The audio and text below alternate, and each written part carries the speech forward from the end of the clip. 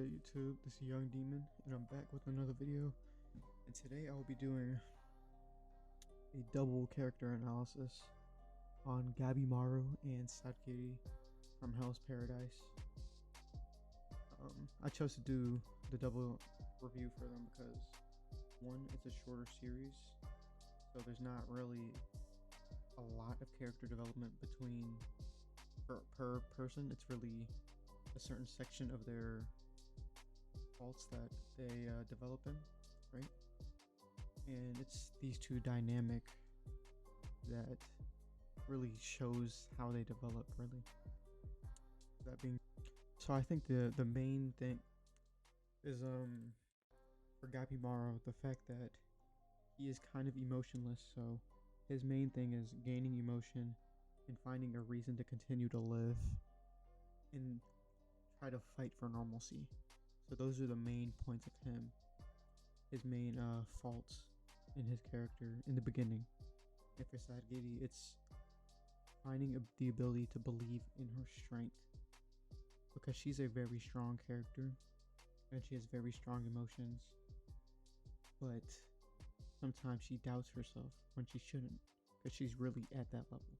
So hopping into the dynamic between these two, when these two first meet, Sagiri is chosen as his executioner, but finding his reason to live, which is his wife, he resists and kind of does like a little short battle, a little sparring match, if you will, with her, or she shows him the Shogun's offer to get the elixir of life for a full pardon, which, since he wants to return to his wife, he is fully on board with.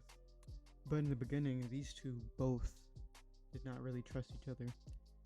Sagiri, because Gabimaru is a convict, he's a criminal, and her job is to execute criminals, so she is devoted to her job at all costs, that if he does anything that's out of the rules for this mission, she resolved herself to cut his head off. And Gabimaru, he's unsure. I mean, he understands that she is strong, but he's unsure of her willpower, her heart, right? Her resolve, really. So he, in the beginning, he tried to fight her when they first got on the island. He tried to fight her so he can get away. Nothing against her at all, he said himself, but he has a mission to accomplish and he's here to do it, and he would like to do it as quickly as possible. And he is unsure at that point if she would be a positive or a negative towards him. So they fought, and she could see in his eyes that he was not a bad person, and that's when they kind of decided that they will work together on this island to try and get him his pardon and try and get the elixir of life. From here, you kind of start seeing more and more development out of the characters. These two, well, all of them in the story, but these two specifically, since that's what we're talking about. When Gabimaru, Sagiri was shocked during a battle that Gabimaru was fighting, and a monster appeared behind her. And in the past, as a ninja, you have to flee when you have to flee. Whoever gets out, gets out. So Gabimaru was resolved to let her die, let her go. But instead, you see him save her. Another instance of him gaining his emotions and developing is when he is fleeing away from them because he's trying to get the job done by himself. As I said before, he was kind of stubborn in that way. So he left before them to the Tensen's hideout, right? And he was thinking about them while he was going away from them. And then within the same battle, Mei came and he saved her instead of fleeing away from the battle. Because one thing Gabimaru does have, he has a strong sense of strength. He can tell if his opponent is at a level he just can't beat. He went out of his way 2 times to save someone that he would not have done before. And that's due to the development of his character. And when he's being around these people, it does change you, right? So See, I'm a person who believes that everyone is somewhat a product of their environment, right? So being around better people will lead you in a better path all around. Versus him being up in a village full of ninja, scheming village, bad head or chief, who deceives his ninja, trains them to hell. That's how he's gonna grow up, and he's gonna grow up with that ninja mindset versus being a person, right? So he's becoming more of a person as he's gaining these emotions that humans have because he is a human at the end of the day. And I think the biggest example of him becoming more human and starting to care for these other people is one of the Tensen, Rian, who's the lead Tensen at this point, I guess. She it is said that she's trying to revive her husband Jofuko, and Gabimaru was set to go kill or get rid of the statue of Jofuko, or kill him per se. And he hesitated once he heard that because him and Reen at that point are kind of trying to do the same thing, which is returning their loved ones by any means possible. And he actually couldn't do it. So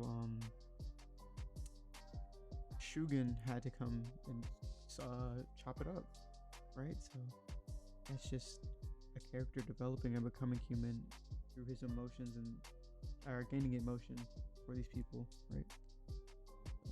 Then on the contrary, you have Sagiri, who in the beginning of the story, she was all about her mission as an executioner, right? And she didn't know her strengths or weaknesses. She didn't know what she was doing. But throughout the story, she realizes there's more than the mission, and there's more. She has to gain the strength. So there's a few pages where they're explaining Tao, and one of the Tensen looks at her and says she has no talent for Tao. It's average. But as she resolves herself to do things within her mind, or she speaks them out loud, her Tao swells up to higher levels. That's her strength. It's because she had to realize that having weakness is a strength, because you know. So, for Sagiri, her resolve during all the critical moments of the story was always a little shaky. But at the very end, when Gabimaru had started becoming into a flower, she had resolved herself to cut off all the parts of her body becoming flowers, which she would not have done before because her resolve was always shaky, right? So that's good for her. And the other thing, the mission impact. So she had always been about her mission to cut off these convicts' head, but clearly, and it happened almost like 20 chapters in, 15 chapters in, she started gaining more and more emotions and sympathy for these convicts, because some of these convicts are wrongly accused, accused just by association, accused because that's what they were supposed to do. They were taught or told to do that. So there's so much that she just attaches herself with, and one of the main points of it is Gabimaru's wife. Like, she gained an attachment to the fact that he was fighting for his wife. So when Yuzuriya had told her like it might be just a genjutsu and it could all be fake, she was kind of hurt because she had been helping Gabimaru this whole time, try and return to his wife. And it's kind of wrong for it to all just be just a genjutsu, just a play trick on the mind. But Yuzuriya had a good reason to believe that, right? Because the village chief is a master of genjutsu. Ninja all learn genjutsu, so it makes sense. But at that point, she had gained such an attachment to all these convicts by the end of the series that when they actually departed for her to her and Jika to go in front of the Shogun and really talk about their mission experience, I guess, she didn't want them to go. Like, she gained very good affections for them. She missed them, to the point where she even her and Yuzuriya went and saw Gabimaru and his wife by the time the series was the end, last chapter, and to go see him and visit, talk it up, chat it up. So With that being said, that's all I have to say about these two characters. Um, Hell's Paradise is a very well written series, and all of the characters are actually pretty good for the most part. It's just the fact that it's such a short series, only 127 chapters, that and having such a large cast, not all of these characters are gonna develop in multiple ways and have multiple faults, because there's just too many characters and too much action and other things that they need to focus on.